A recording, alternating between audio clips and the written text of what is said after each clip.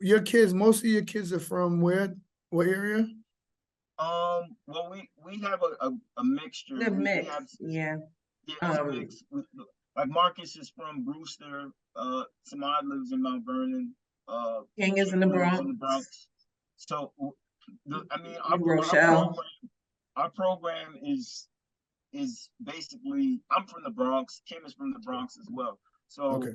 we, of course, our goal overall is to be able to give the the, the resources and the things that we provide to kids that are from New York Right. City. Right. Um, but once again, coach, you know that there's not going to be a lot of kids that are going to want to commit to getting up at 4 in the morning for workouts, Right. right? And so, which once again, like I told them the other day, it's the easy thing is to do a 9 a.m. workout. That's Right. easy, Right. but the reality is that when they come to play for you at Syracuse, it won't be easy. So I didn't prepare them to come play for you. Right.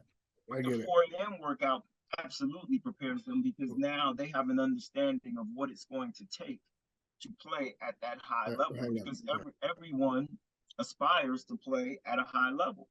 But Right. we don't get to a high level by just getting there. Like you just said, you prepared, you worked your way to be able to get to Syracuse, Right. right? And so, and a question that I want to ask, Coach, is in terms of just overall, do you see do you see a decline in the New York City athlete to where it is that you guys are getting players from other states because the New York basketball players or New York athletes in particular are just not cutting it the way they used to? Well, that's a yes or no question. That's a good one too, Derek, because you know, we I was going to ask the question to King also or in yourself is like because did you guys ever heard of the kid Elijah Moore? He goes to Chopper. He Yeah, goes by the name Chopper. He yep, Yes, plays. sir. Yeah, yeah. you know him, right? All these guys know. They know him, right? So it's Yep. funny story about Elijah, right? So when I went in to see Elijah for the first time, I wasn't going in to see Elijah. I was going to see Ian Jackson, right? And and I'm sitting there and I'm watching him, and so I think nothing of it. I'm like, man, he got a pretty shot, think nothing of it, right? I leave, I'm like jaw dropping because Ian was such a great player when I seen him. So I went back the second time and I seen Elijah again, and I'm like, I need to start really thinking about Elijah. And Derek, I did not forget your question. I'm gonna answer your Yeah, yeah, question. yeah. No, Yeah. no, go ahead. So by the third time I went to go see Ian, I asked the coach, I said, what's up with that kid? They were like, he's getting like low to mid-major Division I. And he was saying to me, he said, but he's going to be special because he does X, Y, and Z. And the X, Y, and Z consists of is this. Elijah Moore runs his projects in the morning with sand on his back, and he runs it at 5 o'clock in the morning. By 6 o'clock in the morning, and this is a school day. This is not the summer. This is a school day. By 6 o'clock in the winter too. By 6 o'clock in the morning, he's shooting with his dad in the gym for an hour. When that's done, he goes straight to school. He showers, goes to school. He do a full day of school. At lunchtime, he gets on with the high school coach and he's shooting during high school time. Then that's before practice. So he's worked out 3 times before he actually have practice with his team. And so once I find this out, I'm like, wow, that's what I want. That's what we need. We need guys like that. And I came back to Coach Boeheim at the time, and I told Coach, I said, hey, Coach, this kid is a really good player. The one thing he can do is shoot. But that's not by accident. Some guys can come out naturally. That kid worked his tail off to the point where he's on a plane right now to California for the Adidas All-American camp because he was the most efficient player on the circuit in Adidas this year. He made the most 3-point shots at Adidas this year, and he's probably one of the highest stock risers in the country at his position because, again, he worked his tail off, and he was doing something exceptional, like you said. And this is somebody that you guys heard or seen. They all know that does he come to rescue King? Huh? Marcus, Yeah, he goes to rescue. Okay, there's a recovery. Oh yes, I know exactly. Yes.